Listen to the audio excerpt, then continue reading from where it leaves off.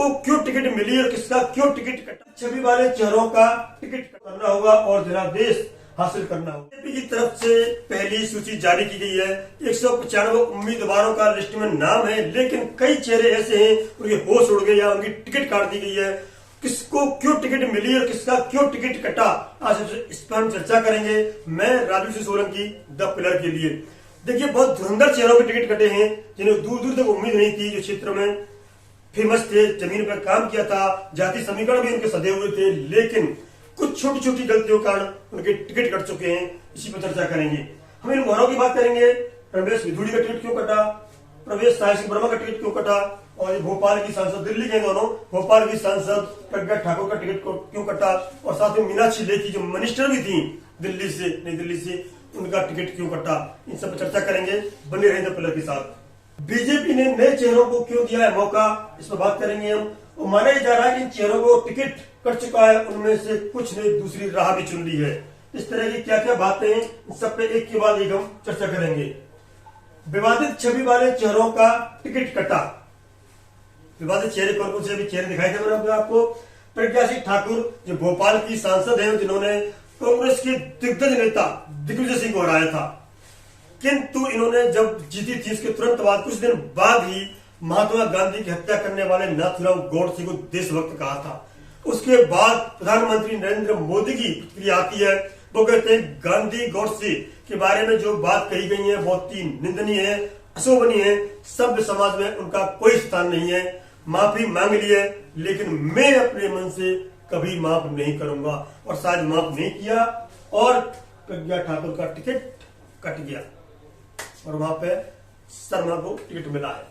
बात आती है प्रवेश साय सिंह वर्मा, दिल्ली की बात करेंगे हम। 2020 के दिल्ली चुनाव से पहले शाहीन बाग में विरोध प्रदर्शन जारी था। तो बीजेपी सत्ता में आएगी, उन्होंने कहा था बीजेपी सत्ता में आगे 1 घंटे में हम उनका सफाई कर देंगे, और साथ में एक और नारा दिया था उन्होंने, देश के गद्दारों को गोली मारो ...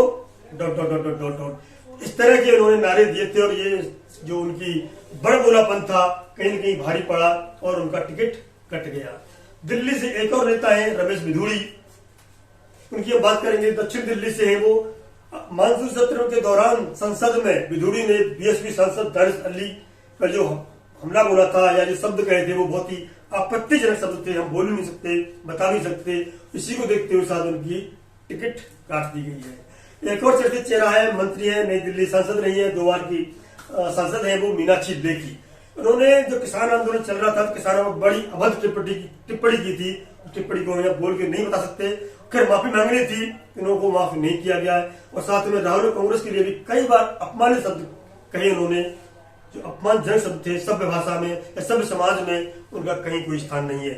इसी को देखते हुए शायद बीजेपी ने क्लीन स्वीप किया है, पत्ता काटा है, और स्वच्छ छवि वाले नेताओं को लाने का और नए और युवा चेहरों को लाने का सोचा होगा, इसलिए इनको दरकिनार किया गया है। सर्वे में जिन नेताओं को हार मिल रही थी उनका भी टिकट काटा गया है। जो पैमाना था, पैमाने क्या है बताए थे आपको। ये चारों नेता विवाद बयान वाले भी चेहरे थे, उनको टिकट काट दिया गया है।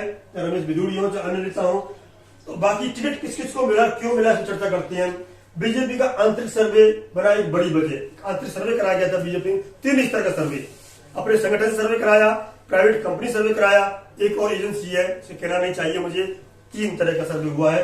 तो बीजेपी के आंतरिक सर्वे के मुताबिक जिन सांसदों का टिकट काटा या अपने क्षेत्र के उनका प्रदर्शन खासा अच्छा नहीं रहा, ग्राउंड पे नहीं गए और बैठे बैठे सोशल मीडिया में गेम खेलते रहे, कई की तो ये कहावत है कई के बारे में। तो सांसदों के टिकट पर कैची चलाकर बीजेपी ने अपने सांसदों को यह मैसेज भी दिया है कि अगर वह भविष्य में बीजेपी के टिकट पर चुनाव करना चाहते हैं तो उन्हें जमीन पर उतरना होगा और जनादेश हासिल करना होगा। यानी उनको हो सकता है कि एमएलए का टिकट दे दिया जाए, विधानसभा में टिकट दे दिया जाए, लेकिन उससे पहले उन्हें अपनी ये सिद्ध करना होगा कि बीजेपी के या आला कमान के जो आदेश हैं, दिशा निर्देश हैं, उनका पालन करना पड़ेगा, तभी टिकट दिया जाएगा। नहीं तो एमएलए की विधायक की टिकट भी नहीं मिलेगी भविष्य में। सभी को आला कमान का फैसला मानना पड़ेगा। इस तरह की बीजेपी की सख्त दिशा निर्देश हैं। स्वच्छ छवि रखना बहुत जरूरी है, और अभी कोर्ट का भी फैसला आया है। उन्होंने भी कहा इस तरह की छवि वाले और जो पैसे लेके प्रश्न पूछते हैं, पैसे लेके वोट करते हैं, इनका अब माफ नहीं किया जाएगा, उन पर केस चलेगा। स्वच्छ छवि, बेदाग छवि बीजेपी का ये अपना पहला एम है, उद्देश्य है। टिकट बंटवारे के जरिए जातीय समीकरण को भी साधने का प्रयास किया गया है। 27 कैंडिडेट हैं एससी के, शेड्यूल कास्ट के, 18 एसटी के हैं और 57 ओबीसी के हैं। इस तरह से कहते हैं ना, सोशल इंजीनियरिंग का बीजेपी ने पूरा ध्यान रखा गया है। 195 सीटों में से जाति समीकरण बना रहे, सोशल इंजीनियरिंग बनी रहे, इसका पूरा ध्यान रखा गया है। एससी एसटी ओबीसी कुल 102 प्रत्याशी हैं। 195 में से 102 प्रत्याशी एसटी एससी और ओबीसी के हैं। सामान्य के 93 प्रत्याशी हैं जो सामान्य वर्ग से आते हैं, उनको प्रत्याशी बनाया गया है। अभी पहली सूची आई है 195 की, बाकी सूचियां भी आएंगी। पिछली बार 195 से 195 सीट जारी की गई है। 155 सीटें बीजेपी जीत चुकी है। 195 में से 55 सीटें 155 सीटें जीत चुकी है। वो वाली सीटें, इसका मतलब कहीं ना कहीं ध्यान रखा गया है जो सीटें हारी है,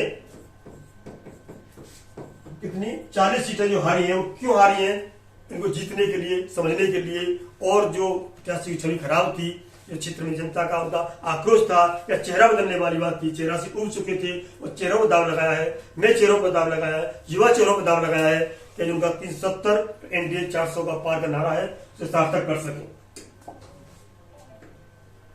महिला को भी मिला है मौका इसमें। पहली सूची में 28 महिलाओं को, देखिए यहाँ पर थोड़ा सा हमें छोटा लगा, 28 195, ये 14%, मात्र 14%, 33% आरक्षण की बात करते हैं महिलाओं के लिए, और यहाँ पर 14% टिकट दिया गया है। ये कहीं ना कहीं छोटा लगा। युवाओं का ठीक है, एससी का ठीक है, एसटी का ठीक है, ओबीसी का ठीक है, वो अपने स्थान पर सब ठीक है, लेकिन यहाँ कहीं ना कहीं बीजेपी चूक हुई है। हो सकता है अगली जो लिस्ट आएंगी, सूची आएंगी, उसमें सुधार होगा, इससे हम आशा करते हैं। बहुत कम है ये टिकट बंटवारे में। आयु भी एक बहुत बड़ा पैमाना रहा है। ये आपको बहुत महत्वपूर्ण बीजेपी का एक अपना शुरू से रहा है, एजेंडा रहा है, बीजेपी का सूत्र रहा है, मंत्र रहा है कि वो 70 और 75 तक देते हैं, इसके बाद रिटायर कर देते हैं। क्योंकि कुछ खास लोगों को, विशेष लोगों को अवसर दिया जाता है 75 के बाद में, अन्यथा उनको टिकट काट के कहीं अन्य एडजस्ट दिया जाता है, चाहे संगठन में लें या गवर्नर बनाए या और बहुत सारे पद होते हैं, वहां भेज दिया जाता है। इससे पहले कई नाम ऐसे रहे हैं जिनको 75 के आसपास को मंत्रिपरिषद से हटा करके भी उनको राज्यपाल बना दिया है, कहीं अन्य स्थान भेज दिया गया है। तो इसमें देखिए 50 साल से कम उम्र के 47 उम्मीदवार है। 47 195 में से अच्छी खासी संख्या है, और 40 से भी कम 5 है। देखिए आप, मतलब कुछ जंग लोगों को मौका दिया है, 5-6 लोगों को, तो युवा है अभी 95 में से ऐसे 5 लोगों को मौका दिया है, उम्र 40 साल से कम है।